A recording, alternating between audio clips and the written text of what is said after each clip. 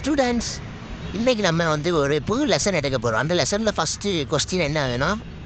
ஒரு குழந்தை ஹாஸ்பிட்டலில் பிறக்க அந்த குழந்தை மூக்கு கண்ணாடியோடி பிறக்கு. அது எப்படி? இந்த கொஸ்டின் ஆன்சர் யாருக்கா தெரிஞ்சுன்னா சொல்லுங்கள். சுரேஷ், நீ சொல்லல. மேடம், அது எனக்கு ஒன்றும் தெரியாது மேடம். எனக்கு இதெல்லாம் என்கிட்ட கேட்காங்க மேடம். அது அவனுக்கு அப்பாவுக்கு பிரச்சனையாக இருக்கும். ஒரு ஆள் அவங்க அப்பா கண்ணாடி போட்டிருப்பாரு, அதனால தான் இவனும் கண்ணாடி போட்டிருப்போனா இருக்கும். இவங்க யாருக்குமே ஒன்றும் தெரில, எல்லாம் தருதலை பாய்க்க. மக்களே, சுந்தரி நீயாவது சொல்லும் போல. மேடம், என்கிட்ட கொஸ்டின் கேட்டாங்க, நான் எங்கள் அப்பாட்ட சொல்லிடுறேன், பெரிய பிரச்சனை ஆயிரும் பார்த்துங்க. அப்புறம் உங்களுக்கு தான் பிரச்சனை, நீங்கள் எந்த வேலையிலேயே இருக்க முடியாது. சரியா? என்கிட்ட கொஸ்டினே கேட்கக்கூடாது நீங்கள்.